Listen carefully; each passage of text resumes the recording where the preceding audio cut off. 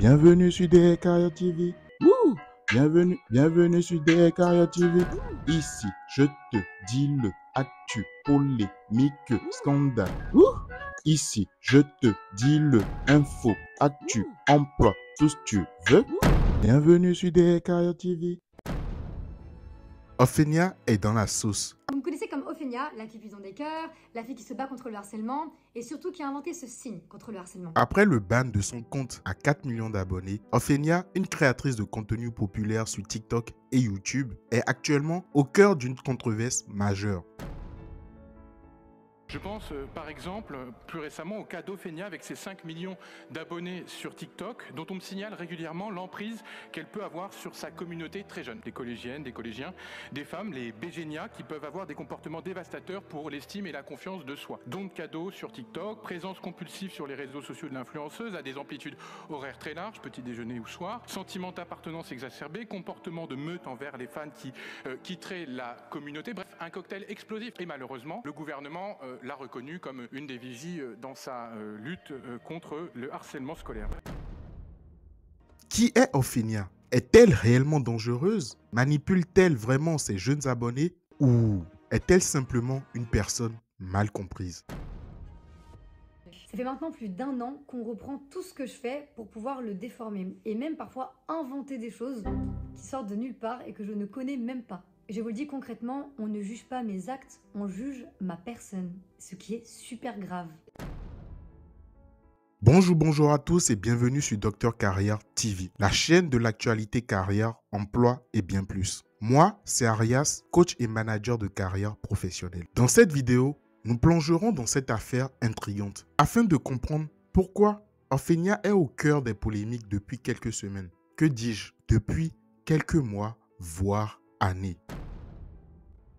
Un collectif de parents pointe du doigt la présence de rituels au sein des groupes de fans qui l'appellent maman et un effet de groupe très fort qui pousse à l'hostilité envers ceux qui quittent la communauté, à tel point que la mission interministérielle de lutte contre les dérives sectaires a reçu plusieurs signalements. Les enquêtes sont en cours. Ophénia, elle, se défend de toute dérive sectaire.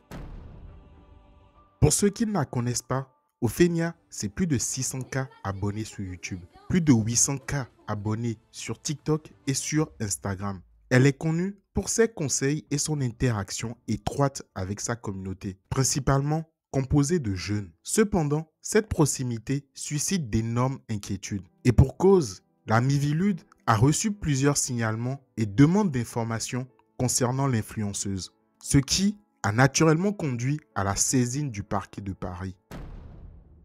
Dit qu'elle pouvait avoir un certain nombre de comportements, d'attitudes et de liens avec sa communauté qui pouvaient entraîner des systèmes de dépendance affective et que nous, notre responsabilité de législateur, c'était pas d'encourager ça. Ophénia, l'influenceuse TikTok qui est actuellement au cœur des polémiques, est née en 1998. Son vrai prénom, c'est Ophélie et elle a grandi en France. Elle a suivi un parcours scolaire classique, obtenant un baccalauréat avant de poursuivre ses études en psychologie. Ainsi, elle est titulaire d'une licence et a entamé un master en psychologie avec une option criminologie. Master qu'elle a arrêté pour ses passions et les réseaux sociaux. Gardez cette information parce que cette information va beaucoup jouer dans ce qui lui est reproché, entre autres, et le fait qu'elle ait une facilité à manipuler. Toute la question est de savoir où est la limite entre l'admiration et l'aveuglement, surtout en matière de conseils psychologiques donnés sans formation reconnue. Son créneau, c'est de créer une relation. C'est ça qui fait la différence. L'appeler maman ou même considérer sérieusement que c'est quelqu'un qui est dans leur vie, qui a un rapport intime avec eux, il y a quand même quelque chose de l'ordre d'une dérive. D'ailleurs, BFM lui a même consacré une enquête spéciale. Près de 5 millions d'abonnés sur TikTok, 735 000 sur Instagram, l'influenceuse Ophénia est une star des réseaux sociaux. Son public est souvent très jeune, des adolescents. Ophénia est une influenceuse lifestyle, elle donne des conseils de vie. Même les parents ou les grands-parents sont fans.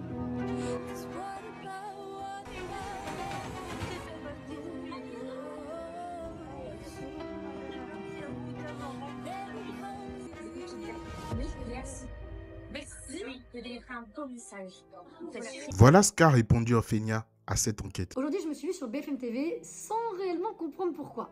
Et c'est pas la première fois que j'apparais dans des articles de BFM TV qui me descendent. Je me suis donc posé la question, qu'est-ce que j'ai bien pu faire? BFM, comme vous aimez beaucoup être sur mes côtes, vous devriez savoir que je mène des actions positives auprès d'associations ou des personnes privées. Sachez déjà une chose, c'est que dès le titre, déjà il y a un problème.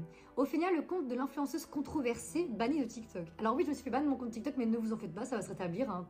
L'année dernière, c'est pareil, je me suis fait ban de mon compte. Il y a plein de créateurs de contenu qui se font ban leur compte, ça peut arriver, il n'y a pas de souci avec ça. Et de là à en faire un article sur BFM TV, mais franchement, je me suis dit, mais je suis quelqu'un. En vrai, entre nous, je trouve ça tellement pathétique. Il y a tellement de sujets graves dans le monde et ils décident de parler de mon compte TikTok qui se fait ban. C'est tellement ridicule. Non, en vrai, de vrai. Il y a un peu plus d'1 an, donc en novembre 2023, Ophénia avait déjà été fortement critiquée après avoir fait la promotion de l'application Crush. Il s'agissait d'une plateforme de rencontre qui mêlait des mineurs et des majeurs. Ça avait suscité de vives inquiétudes quant au risque de pédos en ligne.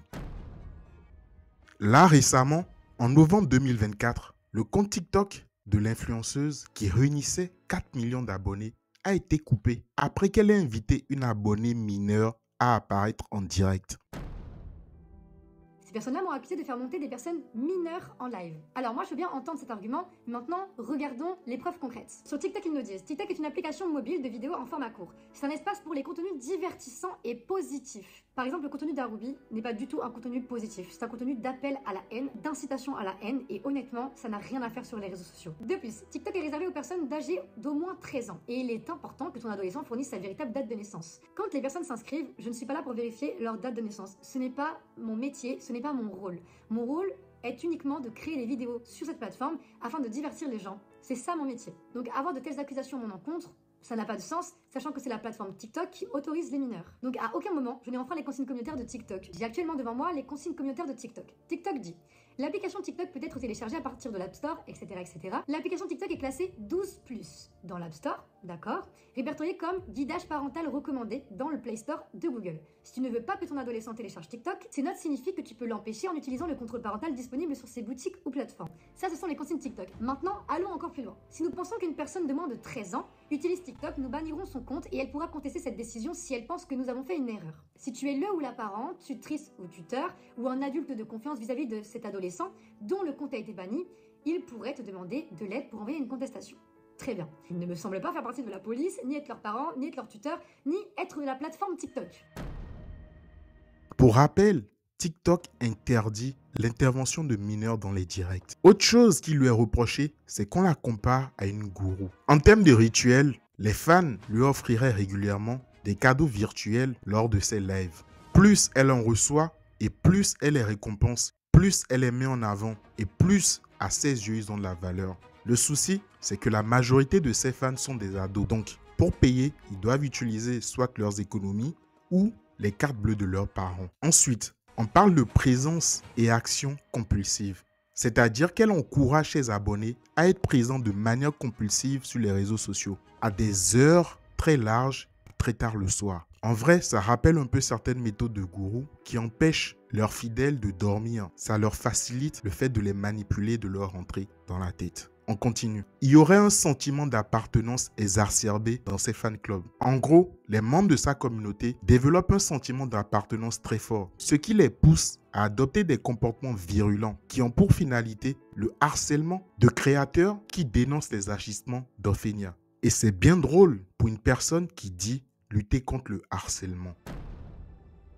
Ce qui emmène sur le dernier point très important dans les sectes, c'est l'hostilité envers ceux qui quittent la communauté. Apparemment, dès qu'une personne quitte la communauté, les fans d'Ophélia montrent une hostilité marquée envers eux. Ils se comporteraient comme une meute qui procède via des attaques verbales, des comportements agressifs envers les anciens membres. Tout ça renforcerait l'emprise de l'influenceuse sur sa communauté. Voici les divers éléments réunis qui ont poussé la Miviludes à la signaler au parquet de Paris. Je vais d'abord vous laisser regarder cette vidéo avant de rentrer dans le vif du sujet. Bonsoir à tous. Bon, ce soir, j'ai décidé de prendre la parole concernant ça. Je pense que vous avez tous entendu parler de cette histoire concernant Ophénia. Donc, j'ai décidé de m'exprimer là-dessus. Donc, en gros, on reprochera à Ophénia d'avoir créé une secte, de manipuler ses abonnés, genre d'être trop proche d'eux, trop de proximité. Voici ce qui lui est reproché. Moi, pour l'avoir déjà fréquenté, j'ai été bluffé par sa personne et par sa présence. Par sa présence envers sa communauté. La vérité, c'est quelqu'un qui le fait naturellement. C'est quelqu'un de spontané, c'est pas calculé. Ça veut dire qu'elle est capable de traverser 10 villes pour aller faire plaisir, pour aller dans une école et faire des photos avec sa team. Au bout d'un moment, tant mieux.